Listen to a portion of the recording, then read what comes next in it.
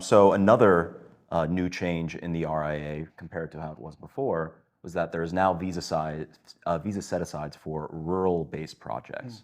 If you guys could just speak to that and really how an investor should expect that to work, that would be, I think, very beneficial. Yeah, I think, well, with USCIS, the way things should work and the way things actually work are two very different things. That's the issue that everyone has Like with any USCIS. agency, right? Yeah.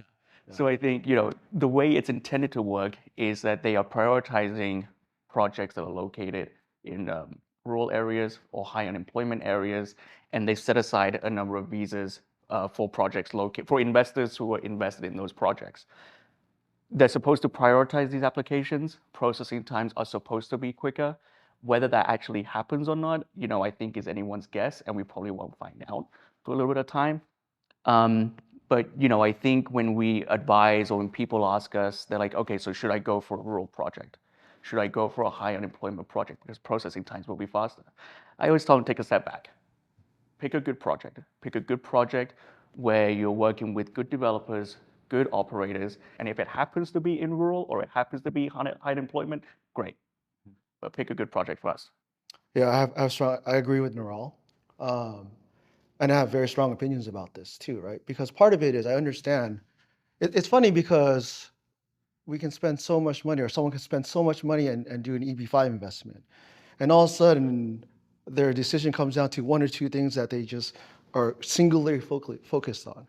So there are rural set-asides, there are benefits, but what we've told investors is that don't rush into a bad project, or don't pick a project simply because of the rural benefits, which you don't even know.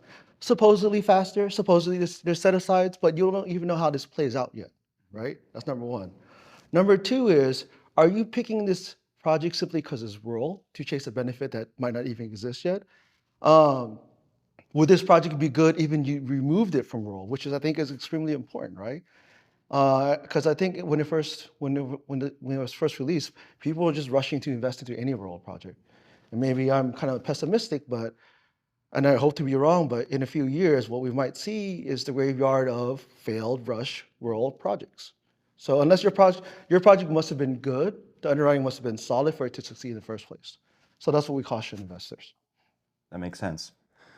Yeah, I can jump in there. That's definitely consistent with our approach as investment managers. When we, the idea that there may be a set aside for rural projects is not new. I mean, we've been working on this legislation for close to a decade, and that's always been a key kind of part of it during that negotiation. So our team has been looking at the potential for that we may be incentivized to originate, uncover investment opportunities in rural America that would make sense.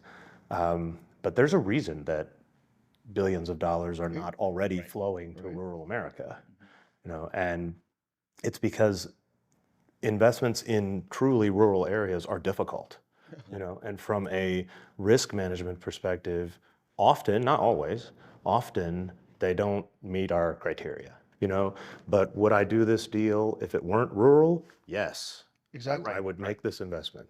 And that to me is the key distinction. If I'm doing something because it's rural, I've got the cart before the horse. I'm Exactly. approaching things back. You got to have the intersection, I think, right? And so it's funny because we understand like why there was a push to include, like just benefits for rural projects in general. But from a policy standpoint, I think you understand this too. It's like they're trying to legislate people coming into rural areas and building when that's the wrong way to do it. Like, where's the state economic incentives? Where's the local economic incentives and everything else, like federal ones, right? You can't just make a law because otherwise, like those projects by and large are going to be they tend to be riskier. Or Well, a common thing is if you live in a rural area, where's your schools going to be? Where's your utilities going to be? Like, there's a number of issues that I don't think people understand. it all has to work. And I remember when, I testified in one of the congressional hearings on this topic. And I remember in preparing for that, looking at all of the different existing economic development programs, federal and state, that target rural areas, that try that in various ways. Some of them are agriculture oriented, some of them are infrastructure oriented, that kind of thing. And it was interesting because what we found is that the type of projects that really make sense in rural areas, large scale oil and gas infrastructure in West Texas, for example, we looked at that. Guess what? They don't need our money. Right? They're very well financed. Yeah. There are things that do make a lot of sense, in rural areas, but because they make sense, they've already attracted the capital. Yeah. So by definition, what this program is trying to do is attract capital to things that are more difficult, and that's fine. I mean, that's a worthy policy outcome.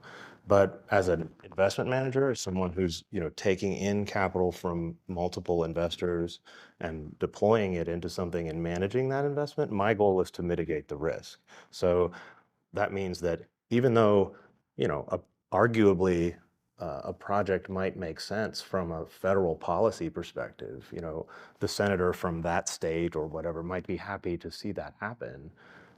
If it happens and then 3 or 4 or 5 years later, it's struggling or fails completely, nobody wins. Yeah. And so that's what we're trying to avoid. And I think that goes toward, when you're advising investors, EB-5 investors, there are 2 risks. There's your immigration risk and there's your financial risk. And everything you just spoke about, that goes absolutely to the financial risk. How are they going to get their money back after 5, 7 years or however long that takes?